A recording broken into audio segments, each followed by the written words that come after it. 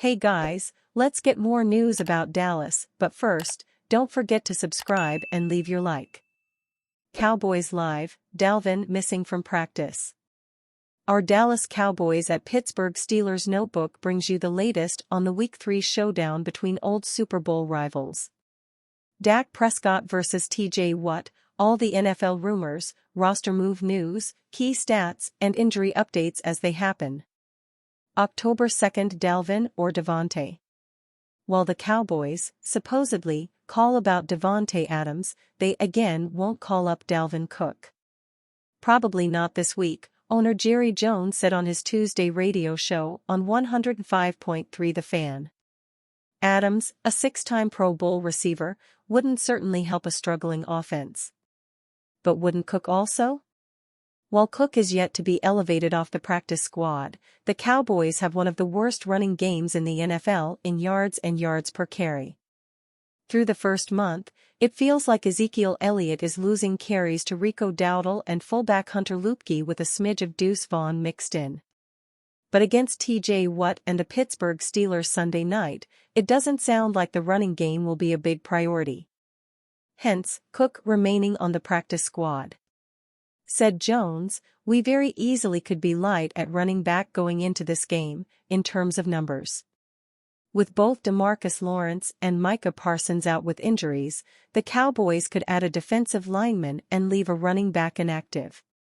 October 1st, the message in NFL Week 4, the Dallas Cowboys halted their two-game losing streak with a 20-15 win over the New York Giants at MetLife Stadium, but they made life hard for themselves.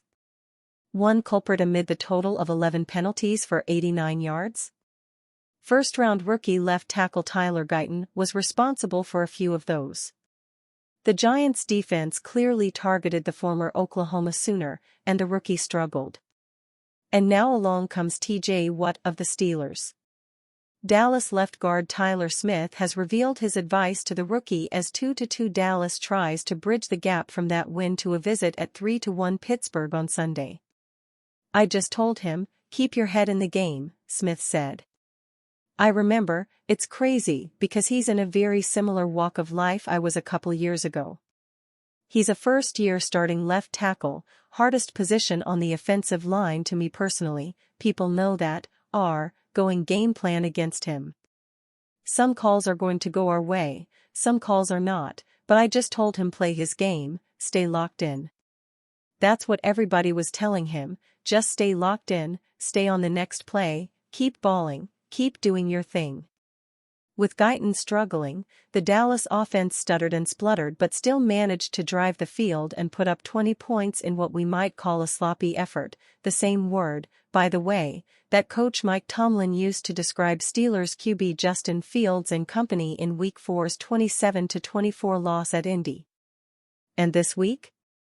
Well, nobody delivers a message to QBs like Dak Prescott better than TJ Watt, who is coming off a subpar showing, for him, against the Colts, but who does have 3 sacks so far in 4 weeks, and counting. September 30th, lashing out to the credit of Najee Harris, he is standing up for Steelers teammate Justin Fields after Sunday's loss to the Indianapolis Colts by a 27-24 score. Was quarterback Fields too sloppy, as coach Mike Tomlin put it? Yes. At the same time, Fields threw for 312 yards and a touchdown and ran 55 yards on 10 attempts for another 2 TDs. But Najee made his point after the game when he was asked about Fields. "You always keep putting it on one person," Harris snapped back. "It's a whole team, all 11 of us. Stop making it one player." Dallas Cowboys Pittsburgh Steelers history, how an NFL High 3 Super Bowl matchups unfolded. The Dallas Cowboys and Pittsburgh Steelers don't share the field regularly, but when they do, stakes are often high, and games typically elicit fireworks. Sunday night at Pittsburgh's Acrisure Stadium, the teams will renew a meaningful cross-conference rivalry between two of the NFL's most successful franchises and recognizable brands.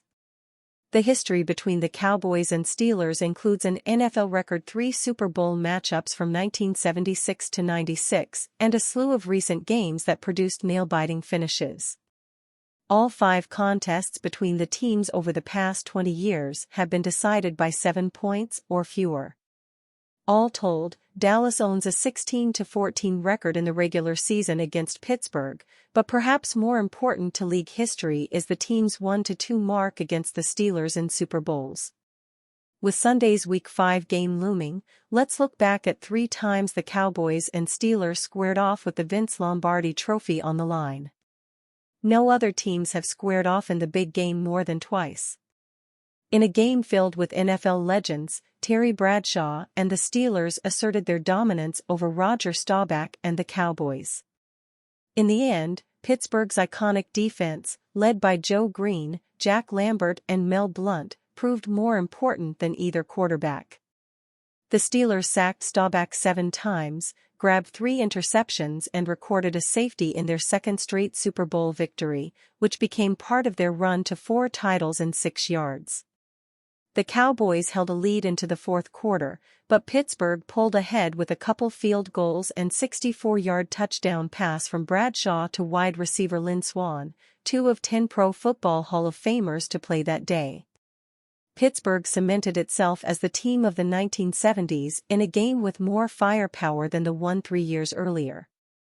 Staubach threw for 3 touchdowns and Dallas running back Tony Dorsett ran for 96 yards, but one sequence in the fourth quarter cost the Cowboys a realistic shot at denting the Steelers' dynasty.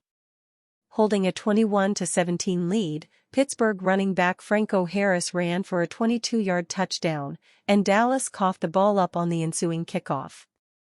When the Steelers' offense retook the field, Bradshaw tossed an 18-yard touchdown to Swann on the first play of a short drive. A 4-point Pittsburgh lead ballooned to 18 points over the span of 3 plays, and another Steelers celebration was on. Will Dallas Cowboys make a trade offer to Raiders for All-Pro wide receiver Davante Adams? Pro Football Talk's Cherian Williams reports, the Cowboys have no interest in Adams. The Cowboys didn't go after Derrick Henry this offseason when they needed, and still need, a starting running back and wouldn't have had to give up any compensation for him. So, no, the Cowboys won't be calling the Raiders about Adams, Williams reports.